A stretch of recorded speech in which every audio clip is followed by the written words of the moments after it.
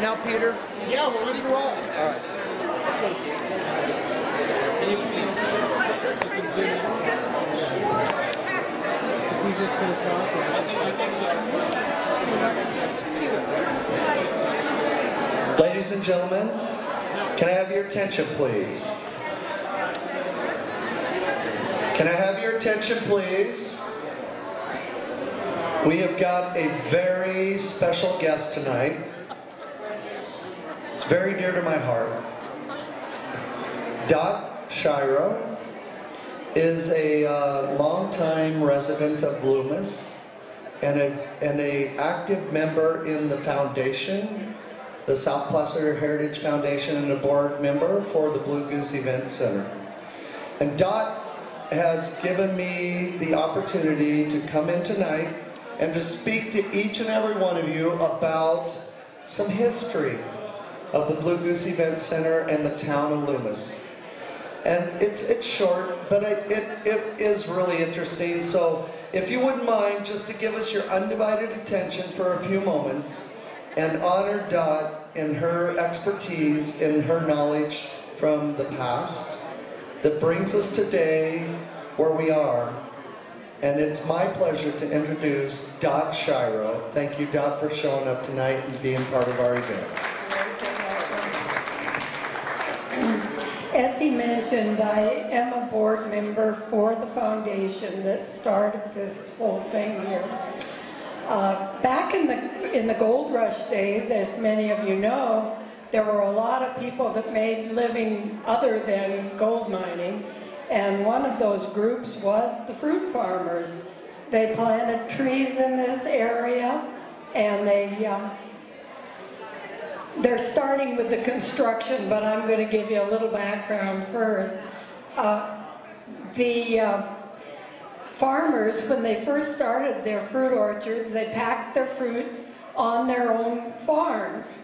And then ultimately they decided that they wanted to get together and form cooperatives and have sheds like this where they did the packing, because it was on the railroad and they could pack in the refrigerated cars. At that time, there were other organizations that were involved, and at one time Loomis had 17, no, I'm not sure, a number of fruit sheds. Newcastle had one, it still exists. It has boutiques and restaurants and art gallery in it. And then here on this side of town we had this shed, the old depot, and another shed. Then at the other end of town we have a high-end fruit shed, which is currently a nursery and a restaurant. So the two ends of town are fruit sheds. Back in the early 90s, a dentist named Bruce Daniel decided that he had a good idea, because the organizations that had formed, such as the Blue Acre Fruit Company, the Loomis Fruit Growers, the California Fruit Growers, all those organizations had kind of died off because the fruit had gone to larger corporations. And so he determined that when they were going to abandon these sheds, that would be a shame. The land belonged to the railroad, and it was going to cost them money to tear down the sheds.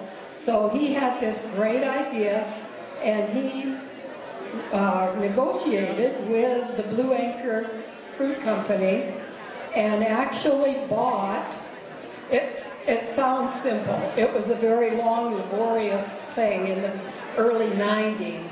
And he worked very hard, worked out a deal with the Blue Acre Fruit Company, paid $1 for these 3 buildings. Well, unfortunately, in 2002, one of the buildings burned. So this is our remaining shed that we bought for the $1.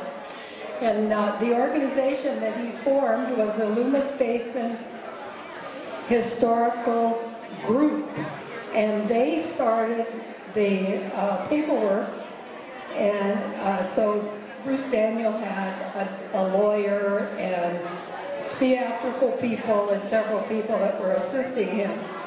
And they, excuse me, they negotiated for these 3 buildings. 1 burned, so we're left with this building. By that time, we had incorporated and formed nonprofit status, and we were then called, and now currently called, the South Placer Heritage Foundation.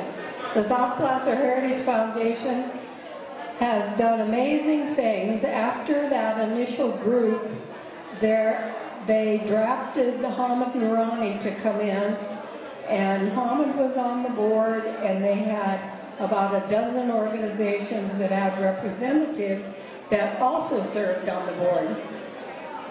And then amazing things happened. Hamid had many, many contacts. He is your lumber dealer here. And people showed up and did amazing things. Now some of these pictures show tearing down things. We had a lot of tearing down to do. We had a lot of cleaning to do. We had people like groups from Hewlett-Packard came in and swept floors and those kinds of things. And it's just been an amazing project, and when I say amazing, it's not an exaggeration. People have shown up, offered to work, offered to pay money, offered to do labor. This was a 2-story building. We had volunteers that were, luckily, contractors, cut out this plus tree so that we have more light coming into this building. This is some of the things that were going on. They put speakers in the bathroom. If you haven't been to our bathrooms, we're very proud of our bathrooms. They are decorated with fruit labels. And there were a lot of volunteers, a lot of them contractors like Bob Bain. There were people, as you could see, there were just hours and hours and hours of work. And we're very pleased, we're very proud of the whole community, and we're happy to have you here today to help contribute to that. And I think Dan has made it clear to you that after we do the landscaping outside, we want to get an elevator in order to be ADA compliant and use our mezzanine. So I appreciate all of you being here tonight, and this is the photos of the construction. Thank you. Let's give Dot a big round of applause. Wait a minute, I'm not done with her yet. Dot, thank you so very much. Let's one more time. Let's give a big hand to Dot. Right on. Thank you, Dot, for coming and being supportive to this. Thank you.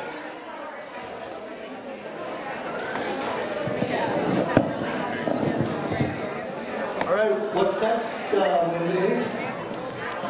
Wendy, we got a raffle? Oh, we need 3 minutes, they say. Buy raffle tickets down here with the lady with the little heart balloons.